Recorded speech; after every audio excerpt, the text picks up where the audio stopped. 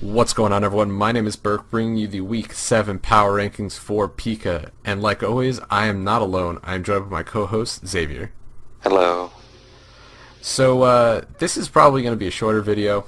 Normally our Power Rankings take a long-ass time because we have a lot of things to say about each team. But there was a forfeit this week, and replays were not saving because Showdown kind of bunked up again. So... And not everyone has posted their videos yet, so it's just kind of a lack of things to say. Yeah, so this is going to be shorter. We do have the power rankings. We do have our own rankings still, but it might be a little bit shorter based on if we actually could watch the video or not.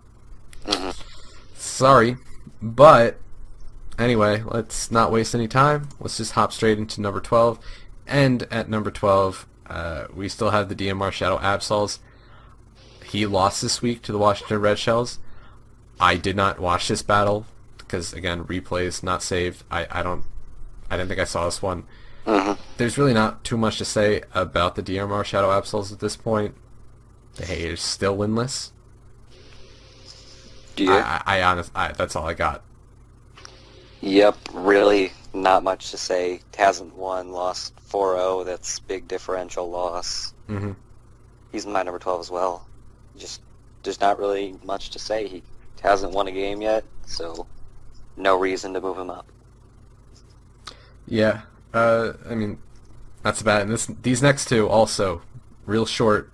Next, number 11, I have the Manhattan Manectrics. They forfeited this week, so still winless. Yep, same with me. Number 11, still winless. Took over later, so I guess still technically a tad better than the Shadow Absols, but not much. But yeah, forfeit this week, so really nothing to talk about. Yep. And at number 10, also, we have the... I have the Middle Earth Magmortars at number 10. They got the win from the forfeit. Yeah. Still nothing to say about that. I can't say how they planned and played this week, because they didn't... He had a very good strategy of... accepting a forfeit? His opponent, yeah. Caused him to get a 3-0 victory. That's generally a good strategy, except the forfeit. But yeah, even though he did get the forfeit, he's still actually number 10 on the total ranking. So these three haven't changed in a while. I don't know if they're going to be changing anytime soon, but that's just... Yep. But anyway... Yeah, Meg was my number 10 as well, in case you can't see the layout. But yeah. Yeah, this is gonna... Yeah, we agree a lot again this week. But anyway, we have some things to start talking about the next teams. At number 9, I have the Atlanta Braviary. They lost this week. It was a 3-0 victory for the Sequim Malamar. Squim Malamar. I'm always going to pronounce that wrong. You know what? I don't care. I'll say however I want. But anyway, I did watch this battle, so it was a pretty good battle. There was really interesting right in the beginning. It was a double down with Tentacruel and Darmanitan. It was a choice banded Darmanitan against a Tentacruel, and Tentacruel, it may resist the Flare Blitz. It's not taking it, though. It is not. And it did not take it. It just one-shot the Tentacruel. Granted, the Darmanitan died because it took a Scald, brought it down to about like 8%, and then it's not taking the recoil. And Choice Band Darmanitan, I mean, that's so dangerous. Absolutely dangerous. Oh yeah, that thing, nothing is living. Yeah, but shortly after... Flash Fire Pokemon. Yeah, or something that like 4 times resists fire. Even then, it's only die like a half a time. Yeah, even then it's still not great. But after that point, the Squim Malamar pretty much had the momentum solidly in their favor. You look at the Atlanta Braviary's team, what does he really have to switch in on a Mega Pidgeot Hurricane? Nothing. His only possible special wall is a Tentacruel. That's gone. I mean, I guess Togekiss is decent enough, but still, it's not really going to want to. It didn't want to take it. Yeah, I didn't see the preparation or anything, but I'd assume Mega Pidgeot had HP fighting. Yeah, and I mean that didn't even come into effect because Jirachi was choice scarfed and flinched the Tyranitar, and like that to me that was a pretty obvious play. He did bring in the Tyranitar on a Jirachi. What's it going to do? It's going to go for Pursuit, and Jirachi went for Iron Head. Like Choice Scarf Crunch. There's like no real other reason to bring it in. Yeah, Jirachi went for the Iron Head, Tyranitar went for the Pursuit.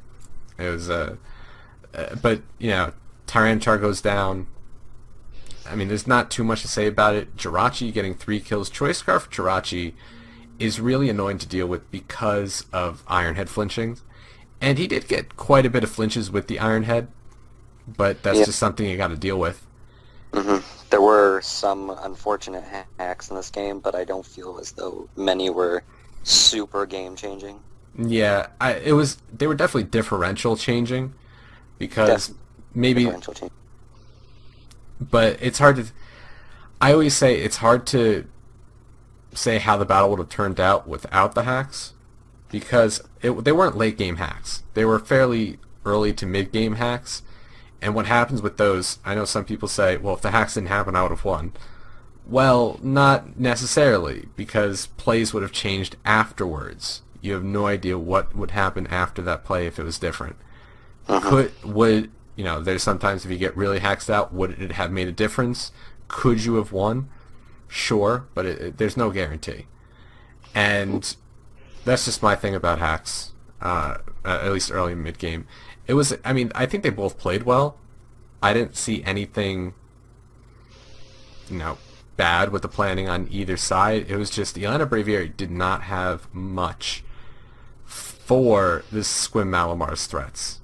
I mean, Mega Pidgeot, Jirachi, Conk, you look at those things, and he doesn't really have a lot of switch-ins on it. And you look at the Elena Braviary's team, Salamence, Tyranitar, things like that. He's got Gligar for the physical threats.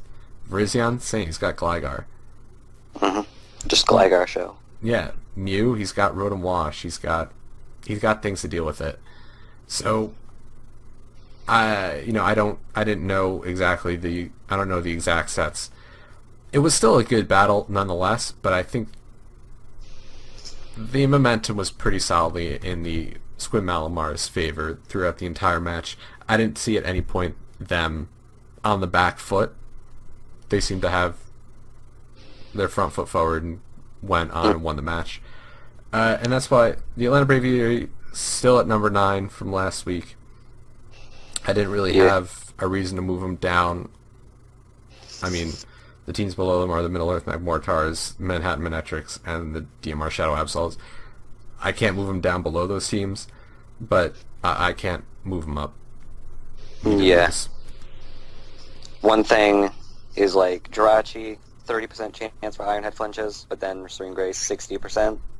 So it's like, it's not that bad of hacks when you think about it. It's not like a freeze with an Ice Punch or a critical hit, which is like 10 or 5% chance. It's like pretty good odds that you're going to get flinched. So it's something you got to kind of count on. And another problem that the Atlanta Braviary have been having in the past few weeks is hazards. They actually brought the Tentacle this time. But first turn, it got one-shotted. Destroyed. Completely annihilated by a resisted hit from the choice-banded freaking Sun Wukong monster that is Darmanitan. I love Darmanitan. That thing is, I don't, just seeing it used in this league so far has just made me like it a lot more. I mean, base 145 attack. Sheer force. Boosted base 145 attack. Flare Blitz. With a choice band. Everything is dying. Yeah, nothing's taking that hit well. Yeah. But just, not really a good showing for the Atlanta Braviary, but I still think at least a slightly better showing than other teams, because the teams below them, there was a forfeit and a loss of a 4-0, and just overall kind of better record. And not really much else to say. Yeah. Yeah, they're number 9. And I guess moving on, number 8, I have the Detroit Pincers. This is another battle I couldn't watch. I don't think I could. The replays were still down, and of course can't watch the battle. Not much to say about this. They did move down one spot. They did lose 3-0. I don't know how momentous this battle was, and I just moved him down one spot because not so much because he lost, just because the team above him won. That's all I can literally say about that. Yeah. I don't know. Just looking at the team matchups, you look at the Detroit Pincers, and Magnezone pretty much runs through that team, and it did. Yeah. You look at the team also, Landers T also kind of does a number to the team, and it kind of did. Like maybe Mammothswine, I guess. Yeah, but even still, it's not. Not an answer. It's not an answer, especially like if that wasn't a Choice Scarf Mammothswine, Choice Scarf Magnezone could probably just run through the team a little bit. I mean, what honestly wants to take a Thunderbolt or a Flash Cannon? It's probably a game of 50-50s with that thing, and nothing really wants to take a hit from it. Yeah. Unfortunately for him. I do like seeing Magnezone put in work. It's an interesting Pokemon to see. I like Magneton personally, but Magnezone doing well. Mammothswine doesn't look like not much on his team, did a lot, but I can't say anything else than that. Yeah, not really much to say. Didn't see the match. The one thing that I do think is interesting to mention is that even though the Detroit Pincers are so low on both of our lists at number 8, I believe he's got really good shots at making the playoffs still, which is interesting. Yeah. Because he's in the division with the DMR Shadow Absols, who I don't think it's very unlikely that they can catch up to him. At this point, I think they'd have to win out, and the Detroit Pincers would have to lose out. And there'd have to be like significant differential wins and losses. Yeah, and he's also in a division with the Middle Earth Magmortars, and they do have the same record. They are 3-4. Yes, they can. The Middle Earth Magmortar definitely have a chance of catching up to him. However, I still feel like the Detroit Pincers are going to pull through. Yeah, but he has. I don't think he's been playing too well these past. Like it's an inconsistent playing. Yeah. But anyway, is that all you got to say for the Detroit Pincers? Yeah, not much else to say. Didn't see the match, so just had to do some guesswork on what happened. Yeah, but I guess moving on, we have the Vespiquen Park Rangers versus the Iowa Focus Energy. This match did watch. Vespiquen Park Rangers pulled out a win against the Iowa Focus Energy, and you think the Iowa Focus Energy has been in my top 5 for a very long time. I think for the past like 5 weeks. Why did I not move him higher? It's the inconsistency problem. He is 4-3. Great. I feel he's still a little bit too inconsistent for me to put him up into the top 6. I just still see that as kind of a problem. It was a good match. Hariyama put in quite a bit of work, a lot of offensive pressure, and I think his planning this week was pretty well. Hippowdon proved to be a big problem for the Iowa Focus Energies. There was a little bit of hacks in the battle. I remember Iowa Focus Energy did miss a Leaf Storm with their Rotom-Mow. Did it matter? It was towards the end. I don't know. Might have, might not have. But there was some... early game, Vespiquen Park Rangers had quite a bit of a lead. Late game, it was looking pretty close. But the Vespiquen Park Rangers did pull out the victory. I think he planned pretty well this week. He had answers for the Iowa Focus Energy's threats. Talonflame. He had a Powdon. Weavile. He had Empoleon. Azumarill, he also had Empoleon. And he had Amoonguss. Yeah, Rotom-Mow was the hard thing to wall. And that thing got 3 kills. So obviously that was the biggest problem for his team this week. I mean, you look at Powdon doesn't wallet well, and Polion doesn't, and I guess Amoongus, but Rotomo, it can get HP. It obviously gets HP fire, but that was definitely the biggest threat to his team, and it definitely showed. But he was able to play around it, kill it at the end, and I moved him up one place. And again, if he keeps winning, I would move him up, but I just need to see that he is gonna keep winning. But basically, it's been win loss, win loss, win loss, win loss. So I don't know. I can't. I keep him at 7. He's right on the cusp of being in the top 6, and if he keeps winning, he might move up. But at this point, he's number 7 for me. Yeah, I have him at my number 7 as well. He's been very inconsistent so far. Also, his team, like the way I've been seeing it played throughout the season, I don't like it as much as I did at first. Just at first, it seemed like really, really good and offensive. But throughout the course of the season, it just hasn't been performing as well as I thought it would. Mm-hmm. But luckily for him, the Iowa Focus Energy did not have the Ludicolo to pair with the Rotomo. Yeah, that's unfortunate. They couldn't manage to pull out the win. So, Vespa Park Rangers, number 7. They are doing pretty good. They can mount a comeback and get into the top 6. But at the same time, kind of inconsistent. Definitely more so inconsistent than the people above them, I feel like. Mm-hmm. It's also definitely going to be hard. I mean, he's in a tough division. He is in a tough division. Yeah, his division's the Bastardons, the Sequim Malamar, and the Vesquim Park Rangers. And that's a very competitive division. It's going to be very hard for him to move up in that. Yeah, I definitely see the Ruby division having having the wild card in it. Considering how well the teams in there are doing. Yeah.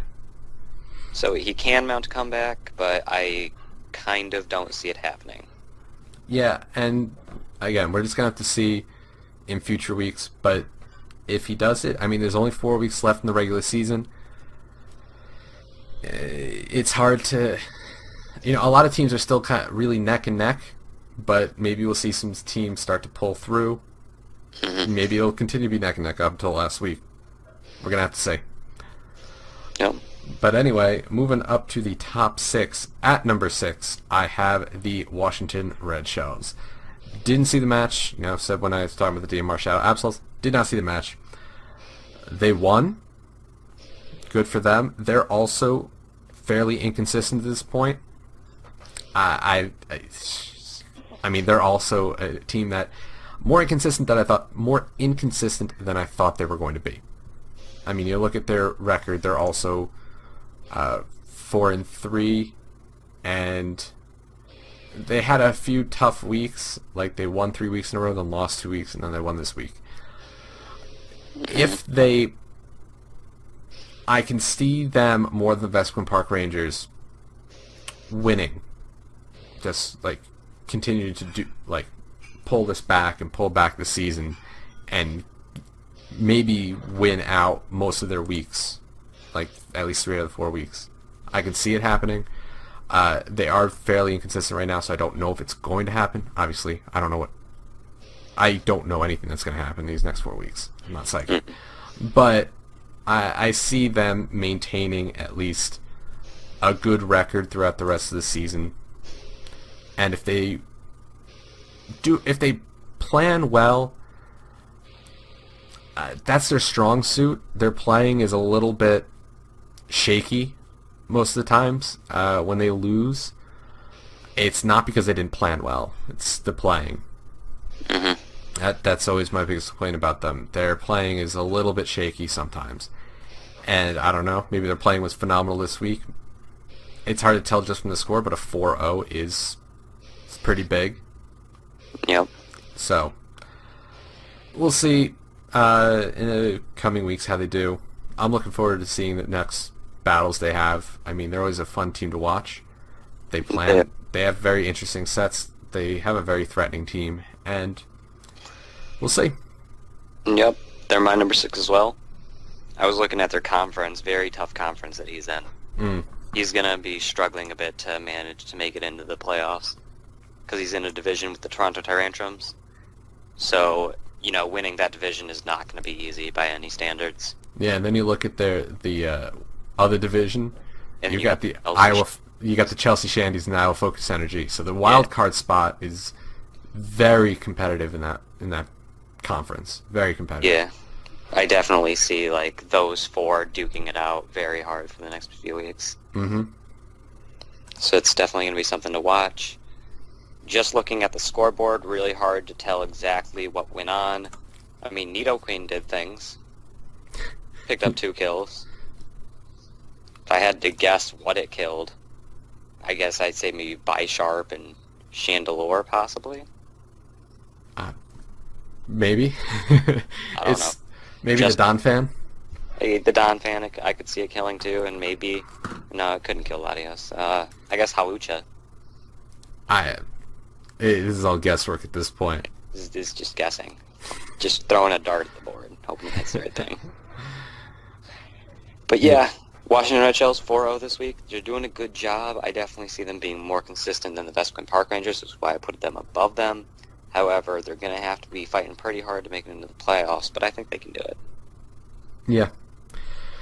So moving on. Number 5, I have the Iowa Focus Energy. They did move down a bit this week. They were number 3 for me. They are now number 5. They did lose control of, I think because of this loss, they did lose control of their division. They were number 1 in their division, and now they're not. Chelsea Shandies took over. This was kind of a, I wouldn't say unfortunate loss. I mean, all losses are unfortunate for the team, but I watched the video, and it's really hard to tell if he's taking this seriously, because he's like, I'm not taking this seriously at all. And then he said at the end, I'm taking this seriously. I don't know. His team, I thought, was fairly well constructed. He's bringing a lot of the threats that he's been bringing pretty much many of the weeks. Weavile, Talonflame, Azumarill, Rotom-Mow. He's been bringing those a lot. And Rotom-Mow picking up 3 kills, I mean, he was playing well. I just think he got outplayed towards the end. Yeah, there was a little bit of hacks. Maybe it cost him a loss. Maybe it didn't. I don't know. But this is his only second loss. He is 5-2, but he did lose to a team that we thought wasn't doing well at all. So I think it's a bigger loss for the Iowa Focus Energy than it is a win for the Vesquin Park Rangers, if you know what I mean. Yeah. Like, you lose to a team who we don't think is that great. Yeah, the team that beat him, we're going to move him up a little bit, but the team that lost, you can't win every battle. I'm not saying, like, he should have won this battle hands down, but it was a very close 1-0. So, that's not bad by any means. But I did move him down because the teams above him, I felt like because of this loss, the teams above him are just doing a little bit better this week. So I put him at 5. Yep. He was my number 5 as well. It really sucked that he had to lose to the Vesquin Park Rangers. He was doing pretty well. He was in control of his division for a good, 4 or 5 weeks. Mm-hmm. But now, Chelsea Shandy's taken over. And, it sucks. I'm sure he's been working hard at it, but, can't win them all. And he's only behind by differential, so it's definitely still anyone's game. Yeah, and even still, he's still in the wild card spot. He's above the Washington Red Shells. He's in the wild card spot. So right now, he's still there for the playoffs. But, we'll see. Yeah, he's definitely in a pretty good position. However, he has no real room to stop winning. Yeah. All it takes is about, I think, 1 loss, and the Washington Red Shells can catch up to him. Yeah. It's very neck and neck. Maybe a little bit more so than I thought it was going to be at week 7. I thought we were going to have a little bit more defined who's, but, it makes it more interesting to watch when you have that close of divisions. Oh yeah, 5 teams, all with the same record. It's really coming down to the wire here at the end. Yeah, and then 3 teams with similar records. It's definitely going to be interesting. But aren't too many teams that are out of it yet. Yeah, but anyway, If we move on to number 4, I have the Squim Malamars. They did not move this week. I don't really have a reason. I didn't really have a reason to move them. I mean, he played a very good game. I'm not taking away from that. When he was playing, it looked like he planned well. He brought the threats that he needed to. He knew the Atlanta Braviary did not have a good switch in for Mega Pidgeot. Granted, Pidgeot didn't really run through his team. It's not the fastest Mega in the world. It's only base like 121 speed, which isn't bad, but it's not great by any means. It's outsped by a lot of Scarfers. And the Jirachi, though, this week, it just put in so much work because Serene Grace Iron Heads, it's a 60% chance to flinch. I'm just saying there is literally no luck involved. It is 100% pure concentrated skill. Yeah, you get this skill into the Iron Heads. Those were skillful Iron Heads, not lucky, skillful. No, but he made the right reads. He preserved the Jirachi by going for Iron Head against the Tyranitar. He knew the pursuit was coming. You could see he was thinking about it. He was in control of the match. It was unfortunate that Darmanitan had to go down first turn. Granted, that got rid of the Braviary's spinner right away. Granted, you look at the Braviary's teams. They've got Mew, Salamence, Togekiss, and Tentacruel, all with the possibility of getting rid of hazards, and only Tentacruel has it. Granted, I understand that you don't want to bring, maybe if you're really worried about hazards, you bring a spinner and a defogger. But it's just really funny that he's got all these things he's just bringing all the defoggers this week. Yeah. Do I think? I think the Squim Malamars just planned well. He brought the right things. I think the Atlanta Braviary, I don't really understand why they didn't bring Scizor, but it happens. Conkeldurr getting a kill, Mega Pidgeot getting a kill, putting a lot of offensive pressure, and Jirachi just it kills the Tyranitar. It does flinch the Tyranitar, but then again, it's a 60% chance. So you're more likely to get flinched than not. That's why I hate Jirachi so much. I hate it so much. That's why I hate it. That's why I hate Togekiss also. So both teams have a Pokemon I don't like using. Yeah, they're very annoying to the unskilled players. Yeah, and Jirachi's even more annoying because Iron Heads hit so damn hard, and it just 6% chance to flinch. Fantastic. But I don't really have anything to criticize them. Granted, the Atlanta Braviary is the team that we have lower on our list. And again, I think this would have been a bigger loss for the Squim Malamars than a win for the Atlanta Braviary. Just like with the Vespucci Park Rangers with the Iowa Focus Energy. But he did win. Very straightforward 3-0 match. So he's still at my number 4. Yup, not too much to say or add on. He did very good, but I don't see he didn't really give a good reason this week to move him up. Mm-hmm. But at the same time, he won with a pretty good differential, so really no reason to move him down. He was making some pro plays, predicting the Iron Head flinches like a very pro player. Man. But yeah, not really much to say. Yeah, and I mean, if they keep winning, they're number 4 on our list. They've been in the top 6 for a while now. Yeah, they came back from number 12 at the freaking post drafts. Yeah, and he got back up. And he's in that very, very tough division. It's him, the Bastiodons, the Vespucci Park Rangers. Although he's pretty solidly in the wild card spot for his conference, he keeps up what he's doing, and he'll be in the playoffs. Yeah, he's been performing very well. So I don't think he'll have much trouble making the playoffs, whether he manages to take over his division or makes the wild card. But yeah, Squim Malamar doing really good. Yeah. Number 4. Number 4. But now, moving on to number 3, I have the Berkhamsted Bastiodons versus the Chelsea Shandies. This was one of the matches that actually the replay saved before the before the whatchamacallit, the showdown shut down on us. Yeah. Just one thing. Tyrantrum is God. Tyrantrum. I love Tyrantrum. I used it in the ISL. It's great. It really is. It's so hard to play. Like, it gets head smash with rock head. It's power. I use it defensively, and that thing is not... There's no switch in to a head smash. It's so hard to switch into. And it proved this week. I got 3 kills. It just kind of swept up a little bit. I mean, Bronzong also getting 2 kills. The Chelsea... the Berkhamsted Bastardons, though.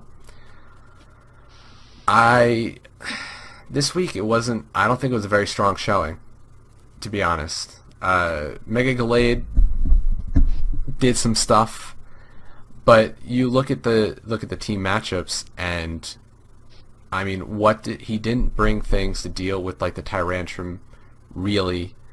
I mean, what wants to switch into head smash? Seismitoad, maybe, but that's about it. And once that went down, what honestly does he have to switch into the Tyrantrum? I don't know. Maybe Alamalamala can take a hit. Not really. Offensive Tyrantrum with head smash, nothing switches into that well. You need a resisted hit, and he only had one in Seismitoad. I mean, granted, he didn't really have much on his team to deal with it. You know, like, what does he honestly have for it besides the Seismitoad? The Bastiodon? But I mean, Curum can beat it. Unless it's scarfed. Yeah, I mean, offensive checks maybe. I'm talking about, like, defensive counters. And he doesn't have one. Bastiodon maybe, but then that thing's 4 times weak to ground. Yeah. So he really didn't have any defensive counters, and he had to try to play around it, and he couldn't. Okay, does Bastiodon get sturdy? I think so. Okay, how does Metal Burst work again? It's just like... It's just like counter, isn't it? It's both counter and mirror coat, except no priority to it. No negative priority to it. Okay, well, I think you should have done that. Yeah, I mean, maybe he didn't see Tyrantrum as much of a threat in planning, but you can't assume any Pokemon is not going to be a threat. You got to plan for all of them, and it didn't look like this match he really planned well for the Tyrantrum. Yeah, unless your opponent drafts freaking Charmander, you never doubt anything. Yeah, even if it doesn't look like a threat, it probably is a threat. You got to take appropriate stuff to deal with it. Would maybe, like, something else with counter deal with it? Yeah, that would effectively deal with it. Maybe you'd have to sacrifice something on your end, but you take down a huge threat. Mm-hmm. I mean, they still have been doing really well. They're currently still 5-2. You know, they're actually 3rd in the total rankings. You know, they're still doing very well. They're the top of their division. Yeah, they lost. I'm not moving them down below 3. They were number 1 before. I'm not moving them down below 3 because they're still at the top of their division. Yeah. It doesn't look like they're moving anytime soon. Granted, now this Sequin Malamar, they do have a chance to catch up. But both of them are pretty solidly either winning... Well, one has to win a division, and the other one is solidly in the wild card spot. So, number 3, he's doing really well. This week, it was kind of a poor showing, but I think he's just going to bounce back from this. Mm-hmm. Yep, he was my number 3, too. He's been doing really good, aside from, like, the loss this week, and this was to a team that's been, like, really, really coming back as of late. Like, I believe... The Chelsea Chandleries are on a 4-week winning streak. Mm-hmm. Yeah, so it's like after the beginning of the season, they've been getting used to it and whatnot. And now they're doing really good. So, just overall, Tyrantrum, amazing. 2nd best head smash user. But overall, just really good showing by Chelsea Shandies. Wasn't a bad showing by the Berkhamsted Bastiodons, but, you know, a loss is a loss. I still don't feel the need to move them below 3, though, because it's just, aside from this loss, like, they've only lost 1 other time in 7 weeks. Yeah. So, it's just, they're not doing bad, they just didn't do great this week. Yeah, and I mean, it happens. You have a week where you don't do well. Mm-hmm. But in a way, it is partially, you could kind of put it on team matchup since he didn't have much for Tyrantrum, but as we kind of said, that could be partially due to him not recognizing it as a threat. yeah. Again, I don't know what went through his head at the time. Mm-hmm. I just have to ask, when he said, who's the best head smasher in the game? Easily Aggron. Okay, I just had to make sure because I would have to stop the recording if you said something else. I mean, Aaron is pretty good. As long as it's in the Aggron line. But yeah, Right. Choice Smash. Bandit Aggron, best head smasher in the game. Nido King can kill the Thunderous one time. That is true. That is true. But I remember that too. But anyway, moving on. Wait, one thing I just thought of. Okay, so what if Aerodactyl got the head smash? Doesn't get Rockhead. It does get Rockhead. It does? Yeah, regular Aerodactyl gets Rockhead. Oh, I'm thinking. What if Bravebird? Oh, Bravebird and head smash. I thought you were talking about Mega Aerodactyl. Yes, Aerodactyl does need Brave Bird. Obviously. Be amazing. I don't know why I just thought of that. I just thought it'd be cool. But anyway, number 2. We finally disagree. This seems to be now these coming weeks. We agree up until like the top 2 or 3, and then we have a disagreement. Yep. But anyway, at number 2, I have the Chelsea Shandies. They beat the Berkhamsted Bastardons really, really strongly. There's not too much I can say about them this week. They've been on a 4-week win streak. They're doing extremely well. And, he's really gotten into using his team. He knows how to use it now. He brought a lot of big threats that the Berkhamsted Bastardons had a very hard time dealing with. Tyrantrum being one of them. Gengar being another one. Apparently, Bronzong getting 2 kills, that doesn't happen every day.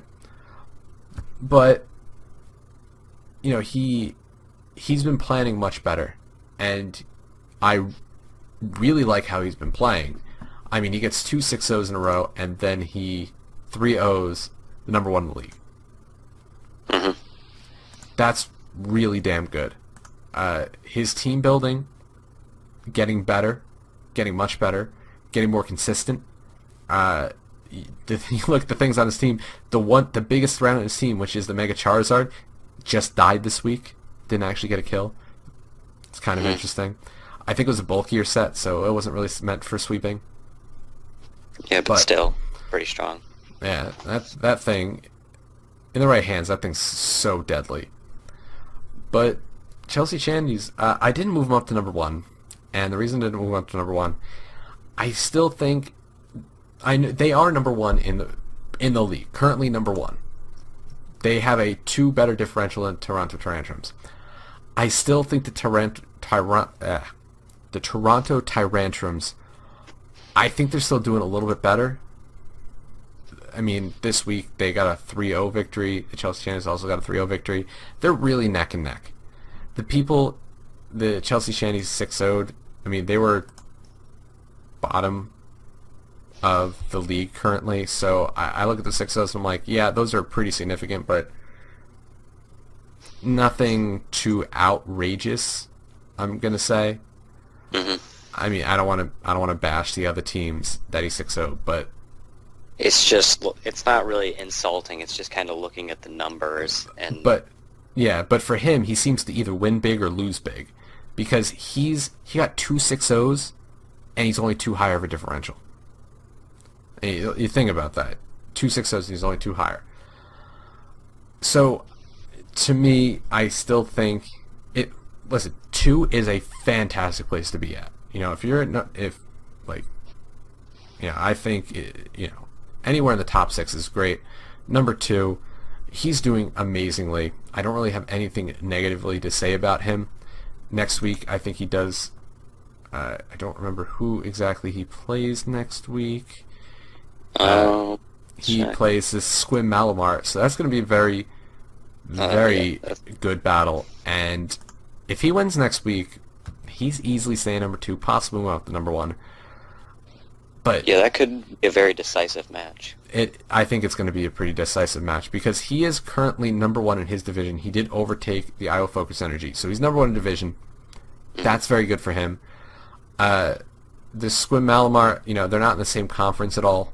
So, but they're right on the Berkhamsted Bastiodon's tail, and yeah, so it could be a pretty aren't too far behind them. Yeah, it could be a pretty decisive match in terms of the other conference. But he's just I have no reason to have him less than 2. I mean, the team I have at number 1, I think they're doing a little bit better. But we will see we'll see in the coming weeks. I've been really I really like all his battles so far. 4-week win streak, very good. Nothing really negative to say about him right now. And my number 2, I had the Taranto Tyrantrums. And, yeah, just like we said for the Detroit Pincers, didn't really see the full match. So it's kind of just some guesswork here, but, he's done really well throughout the entire season. So I'm just going to assume he was playing well and planned well. And clearly Magnazone, putting in a lot of work, getting 3 kills and not even dying. Which is odd considering it's not the fastest thing in the world. It's got that 4 times weakness to ground. And his opponent had a Mamoswine. And it's interesting to see that put in so much work. But yeah, overall, good showing by Toronto Tyrantrums. Getting that 3-0 over the Detroit Pincers.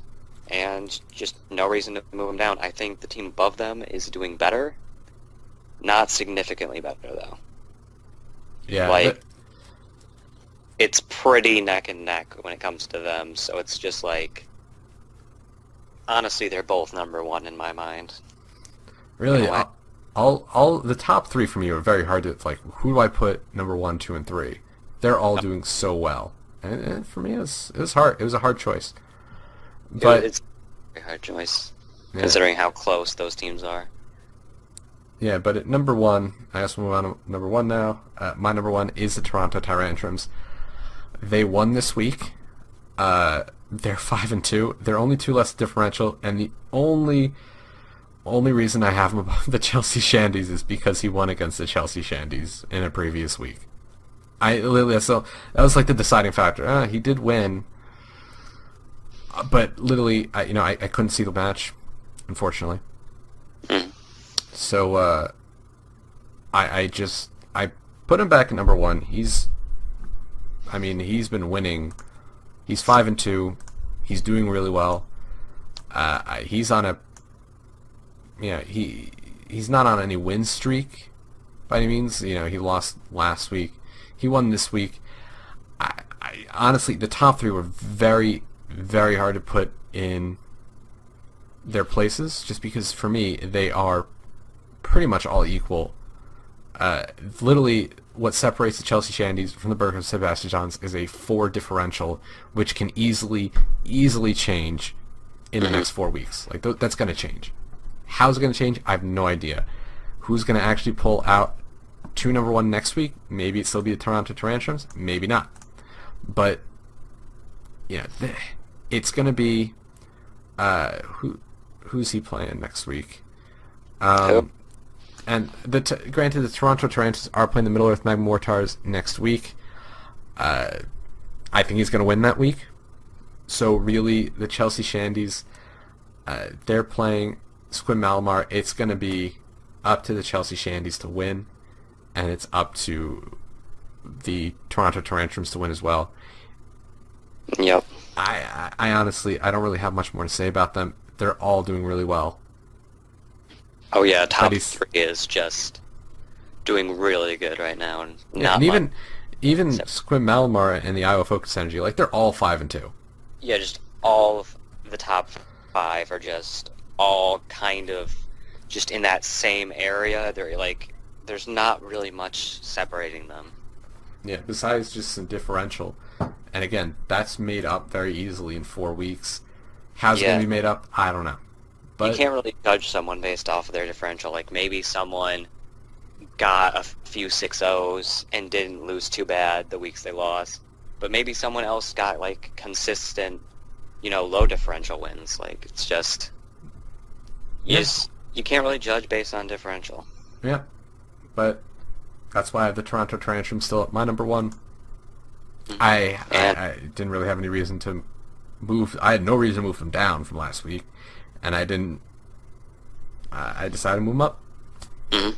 Yeah, I had the Chelsea Shandies at number one. Now, I didn't really have a reason to move the Toronto Tantrums down. I just felt like moving the Chelsea Shandies up just because we thought they were good. They had a really good draft. They looked like they were set up for a really good season. Then they lose week 1. They come back week 2, then lose week 3. They're looking pretty inconsistent.